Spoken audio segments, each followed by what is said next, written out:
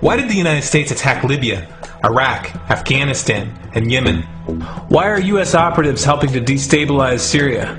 And why is the United States government so intent on taking down Iran, in spite of the fact that Iran has not attacked any country since 1798? And what's next? What are we headed for? When you look at the current trajectory that we're on, it doesn't make any sense at all if you evaluate it based on what we're taught in school. And it doesn't make any sense if you base your worldview on the propaganda that the mainstream media tries to pass off as news. But it makes perfect sense once you know the real motives of the powers that be. In order to understand those motives, we first have to take a look at history. In 1945, the Bretton Woods Agreement established the dollar as the world reserve currency, which meant that international commodities were priced in dollars.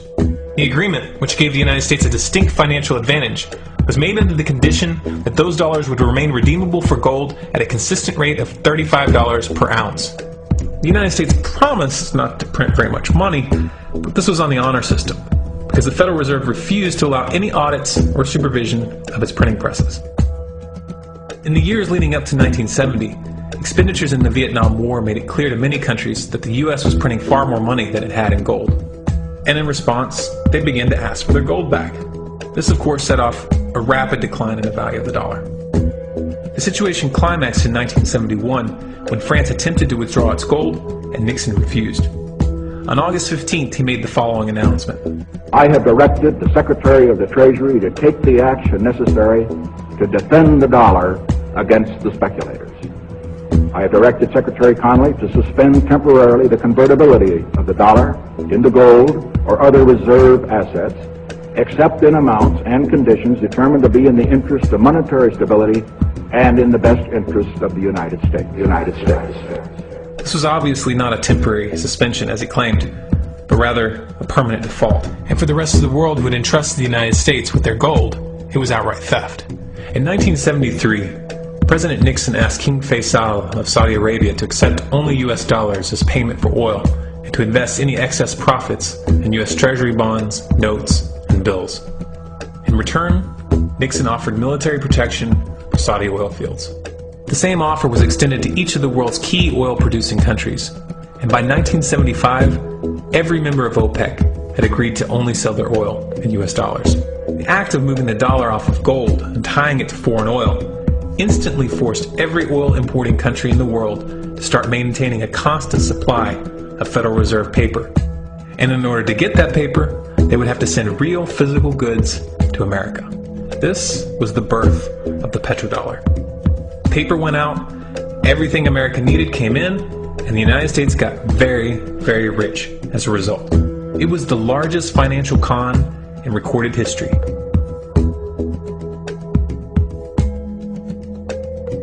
The arms race of the Cold War was a game of poker.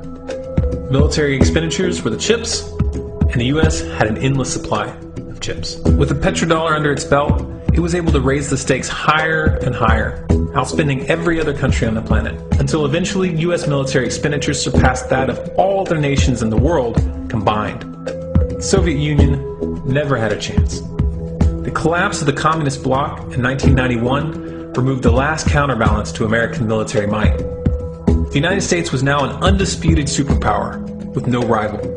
Many hoped that this would mark the beginning of a new era of peace and stability. Unfortunately, there were those in high places who had other ideas. Within that same year, the U.S. invaded Iraq in the first Gulf War. And after crushing the Iraqi military and destroying their infrastructure, including water purification plants and hospitals, crippling sanctions were imposed which prevented that infrastructure from being rebuilt. These sanctions, which were initiated by Bush Sr. and sustained throughout the entire Clinton administration, lasted for over a decade and were estimated to have killed over 500,000 children. The Clinton administration was fully aware of these figures. We have heard that 500,000 children have died. I mean, that's more children than died in Hiroshima. And you know, is the price worth it? I think this is a very hard choice, but we think the price is worth it. Miss Albright, what exactly was it that was worth killing 500,000 kids for? In In November of 2000, Iraq began selling its oil exclusively in euros.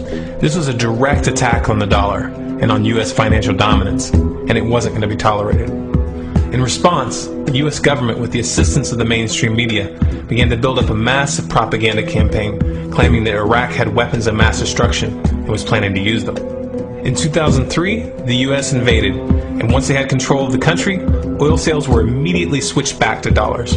This is particularly notable due to the fact that switching back to the dollar meant a 15 to 20% loss in revenue due to the euro's higher value. It doesn't make any sense at all unless you take the petrodollar into account. So I came back to see him a few weeks later, and by that time we were bombing in Afghanistan. I said, "Are we still going to war with Iraq?" And he said, "Oh, it's worse than that."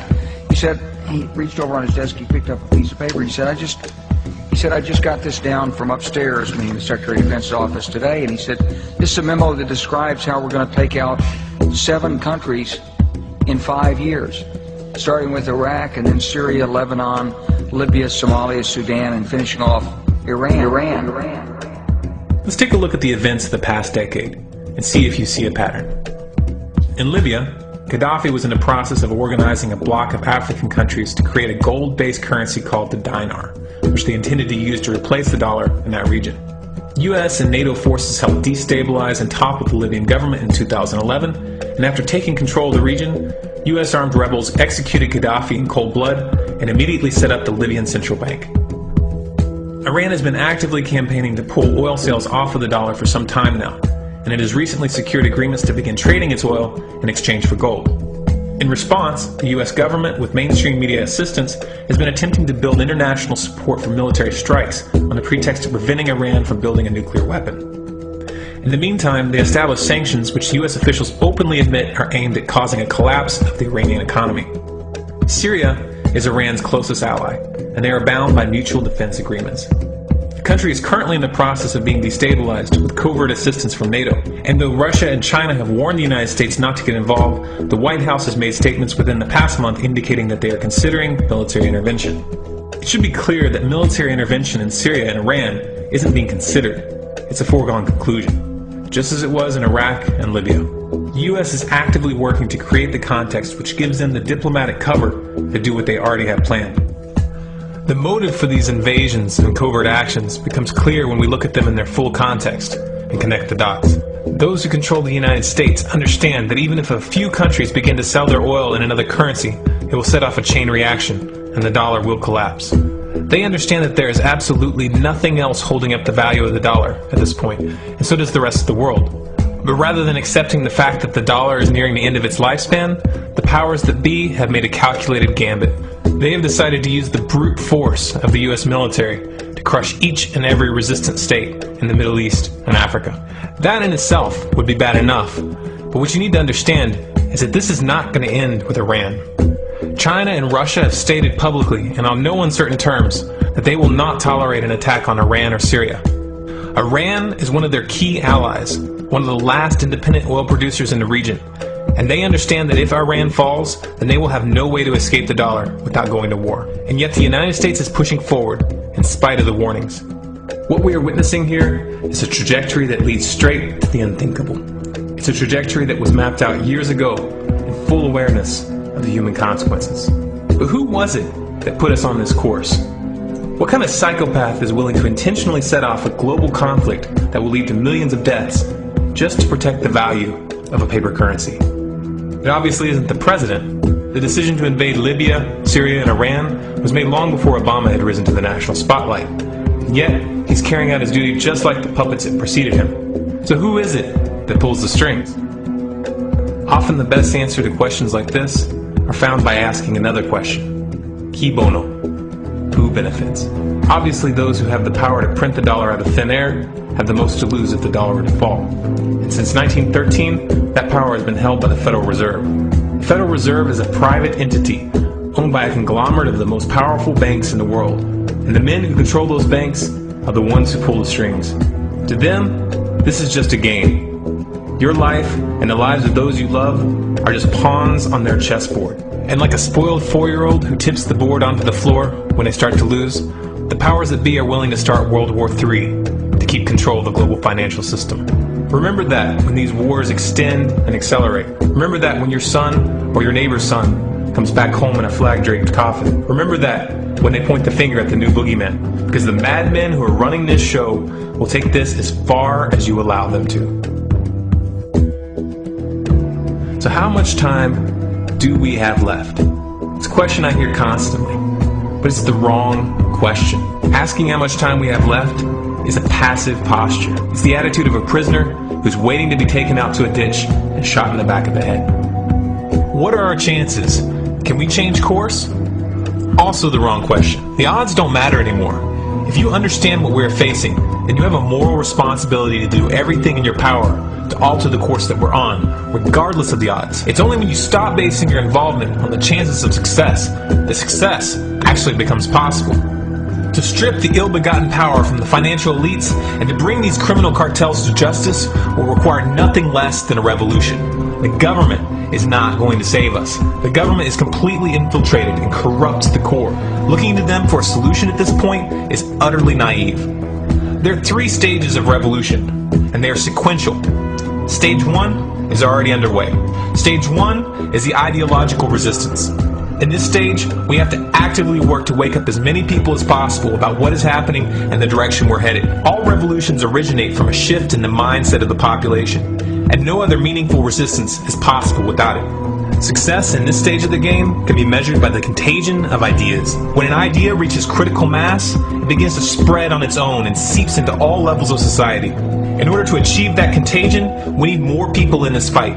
We need more people speaking out, making videos, writing articles, getting this information onto the national and international stage. And we especially need to reach the police and the military.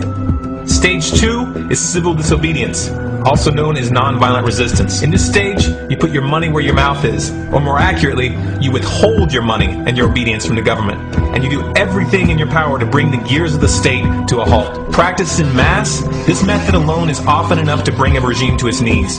However, if you fail at this stage, Stage 3 is inevitable. Stage 3 is direct physical resistance. Direct physical resistance is the last resort, and it should be avoided and delayed as long as possible. And it should only be invoked after all other options have been thoroughly exhausted. There are those who talk tough and claim that they will resist when the time comes. But what those people fail to realize is that if you are inactive during the first 2 stages and save your efforts for the last resistance, then you will fail. When the Nazis were moving door to door, dragging people out of their homes in Germany, that was the time to fight back physically. But due to the lack of ideological resistance and civil disobedience leading up to that moment, even an armed uprising would have likely failed at that point. An armed uprising can only succeed if the people have established an attitude of active resistance. And active resistance is only possible after their minds have broken free from the mainstream propaganda. If you want to fight back, it's now or never. You're not going to get another chance, and the stakes are far higher than they were in Nazi Germany.